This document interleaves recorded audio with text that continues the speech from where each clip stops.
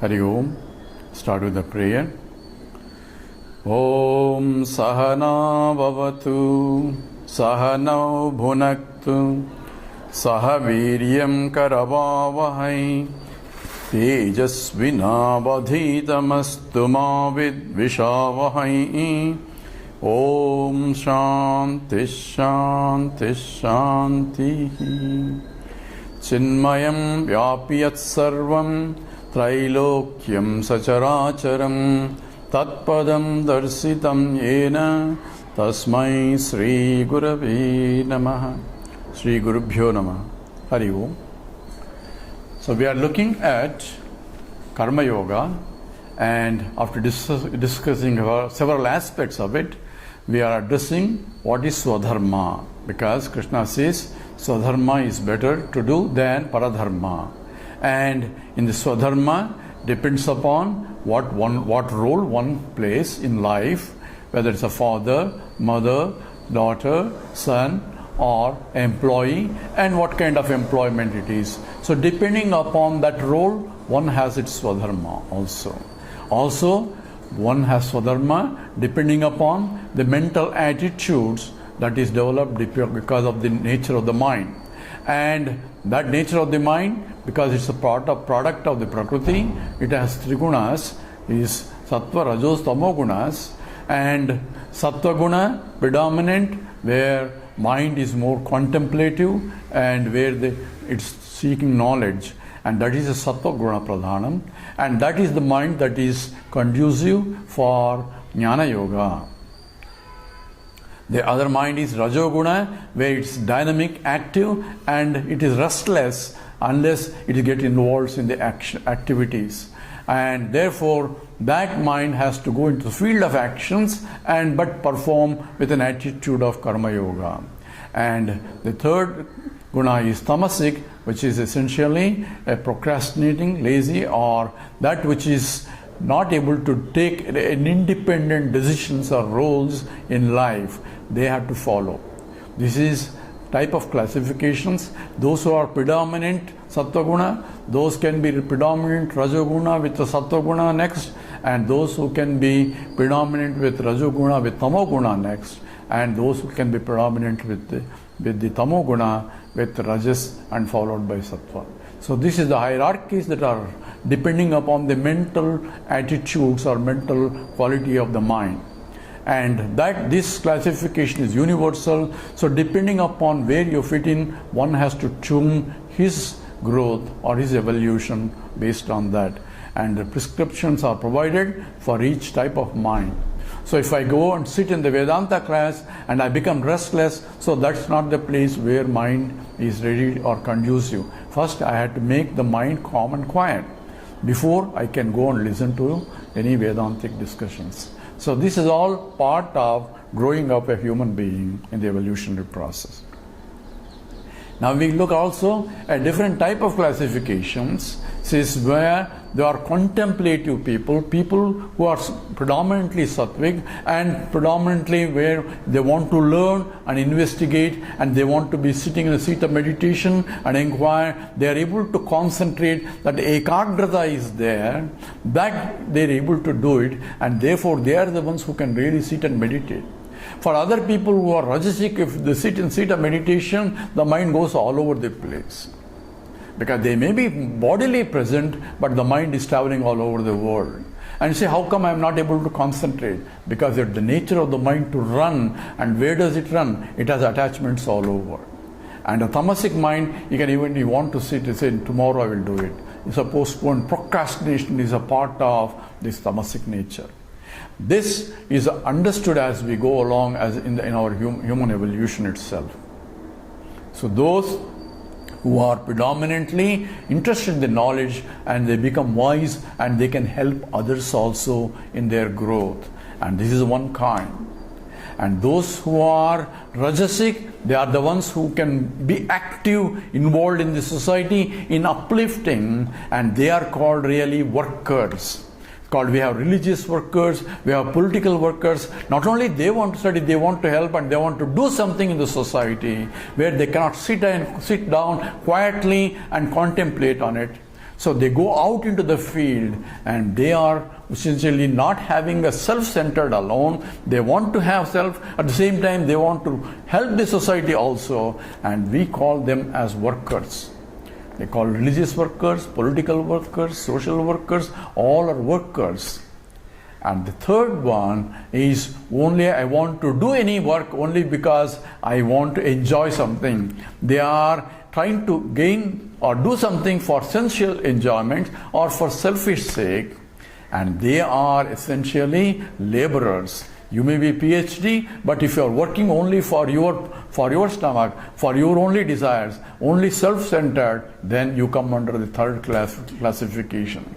Therefore, this is only another type of classification depending upon your mental attitude and approach to the society also.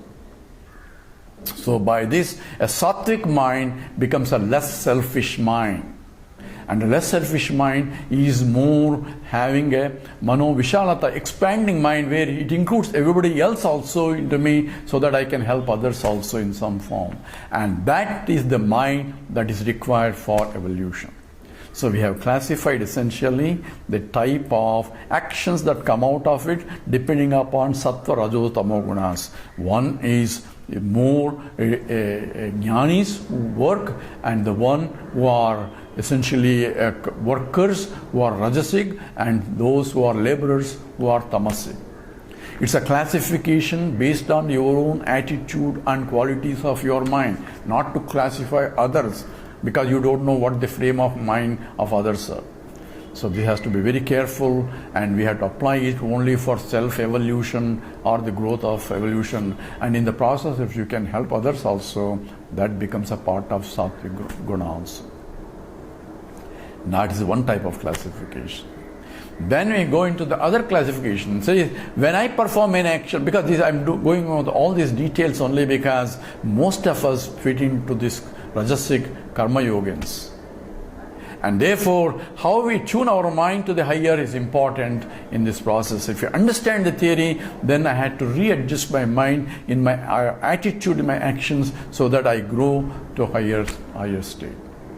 So in the classification of this, we have provided how a sattva-guna operates, how rajoguna operates, how tamoguna operates, and depending upon how I am operating, I can evaluate myself and grow in the process, taking appropriate sadhana required for my evolution. So that's one aspect of it. So even when I am performing action, most of the people are not efficient in the actions. So now we are looking at even worldly living also. This is important too. So a karma yoga, so performance is, there is a difference between efficiency and proficiency. This we have to understand. One can be proficient but need not be efficient.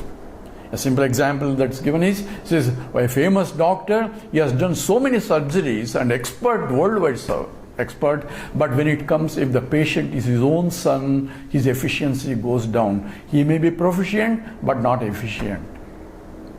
Why? The efficiency is not there only because of attachments. The attachments deprive the proficiency, but he cannot be objective in his evaluations or in his operations. So when one is getting attached, the mind gets dissipated and not available for the action. So one who is tamasic to rajasic to sattvic is the mind where not only he is efficient, but he becomes a proficient because he is not attached to anything. What he is looks at everything objectively, so that whatever need to be done has to be done properly, where the mind, intellect and the body are completely involved in the field of action. So all this is implied. And Arjuna asked a question to Krishna, says, even knowing all this, why people don't do it? This is a common question, right? We all know what is right, what is thing, all this theory we know, but we don't, when it performs to the action, we do not follow what we know and what we think is to be done. Where is the problem? That was Arjuna's question. And Krishna answers, Kama yesha, krodha yesha, rajoguna sabuddhavaha, mahashino, mahapapma, vidyena mehi vairinam. These are the two enemies. In fact, it's the same enemy in two different forms, because kama and krodha, the desire, it's our self-centered desires, and anger that is resulting when the desire is not fulfilled, and these are the two big enemies. And these enemies can bring other enemies along with it, their friends, which are kama, krodha, moha, lobha, mada, matsarya. There are 6 harishad vargas. There are 6 enemies that are friends of this kama and krodha also. They also come together. And these are the biggest problem. Why? That means the attachments, ragadveshas are the fundamental problem. Vasanas are the problem. And these are the big enemies. We think we have enemies outside. These are the internal enemies. In the Mahabhagavatam, in this Prahalada and Hiranyakasipu, in that they discuss, he says, I have conquered all enemies. That's what Hiranyakasipu says. But Prahalada is, you think you are conquered, but you have not conquered your own enemies that are there in you. This is the 6 enemies are there. And this is what the Harishad Vargas is, Kama, Krodha, Lobha, Moha, Mada, Matsaryas. These are the 6 great enemies that make my mind inefficient even though I am proficient in the action. So we have to know this also. And say, I am not successful, other person is successful in life. These are the problems.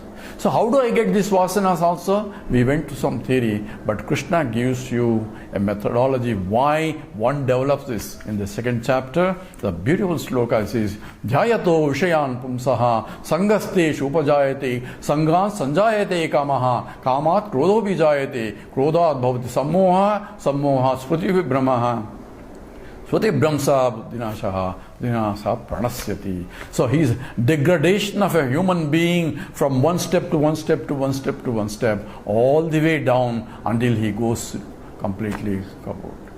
And this is the ladder of descendants. And Krishna gives you elaborately this. So how do I get this?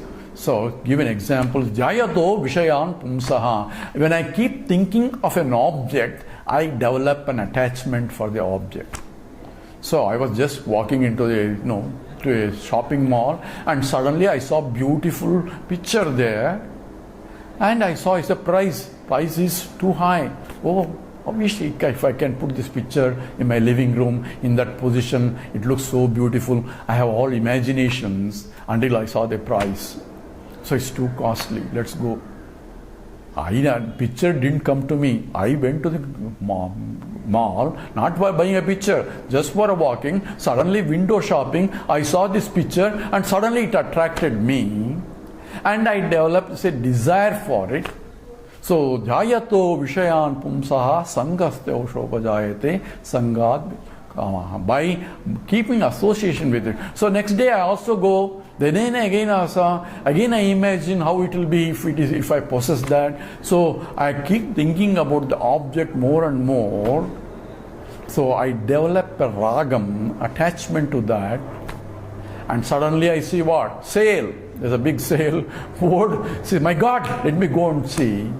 So says 0.5% sale. So its price is now ready for me to buy. And when I go there, somebody was there in front of me who already bought that one. There's only one. So what happened now? I'm angry.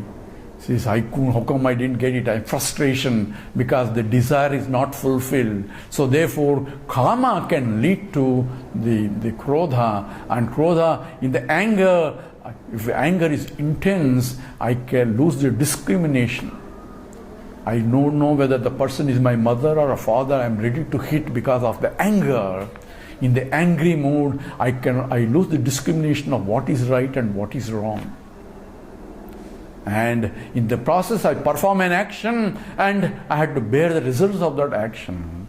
If I do something in the anger, hurt a small child or hurt innocent person in the anger, the consequence becomes even more severe.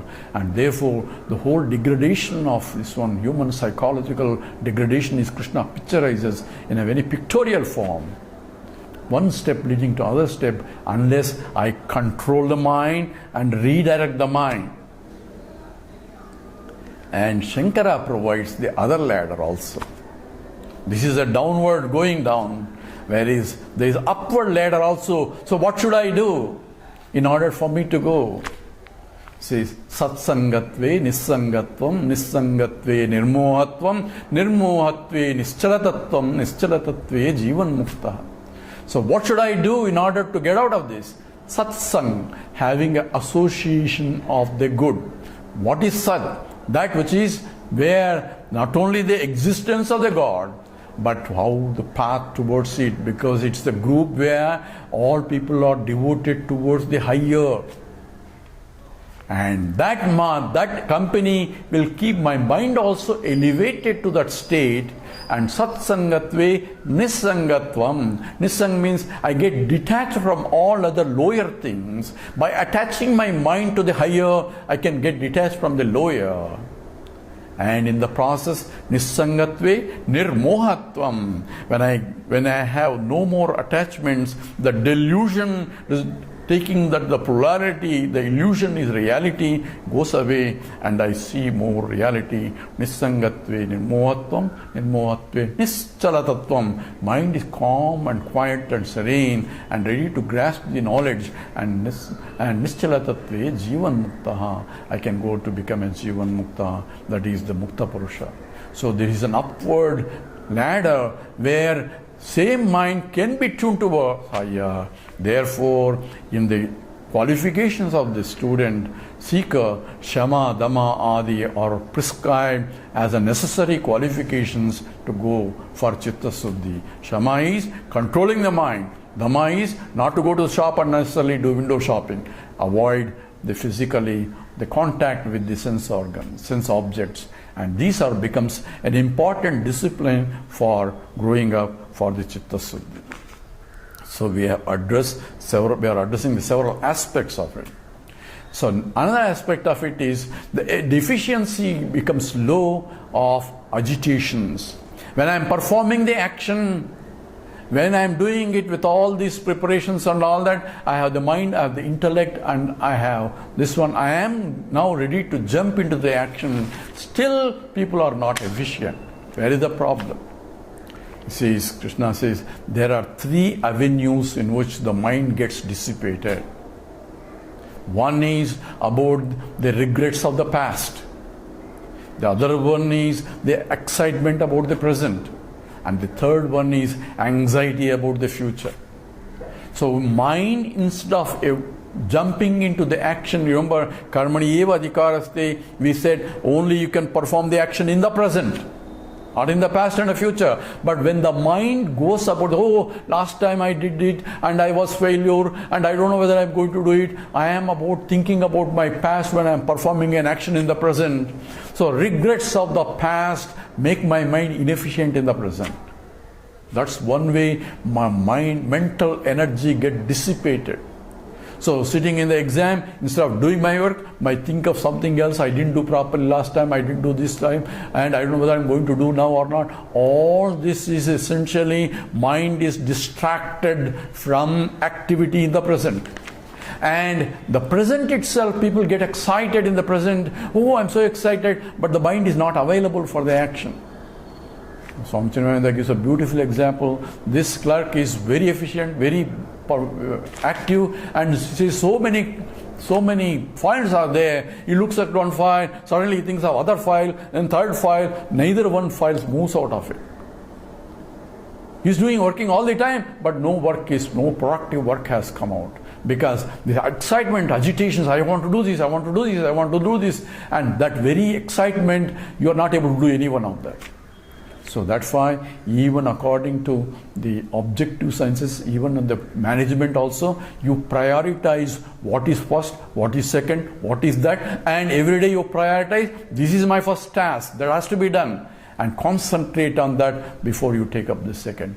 This is methodology even for management also. That is also management of the mind, where the dissipating field is excitement about the present is distracting my mind and not available for the field of action. And the last one is anxiety about the future, worried about what's going to happen. I don't know I'm going to successful or not. I'm going to what's going to happen. What's going to happen? What will happen will happen.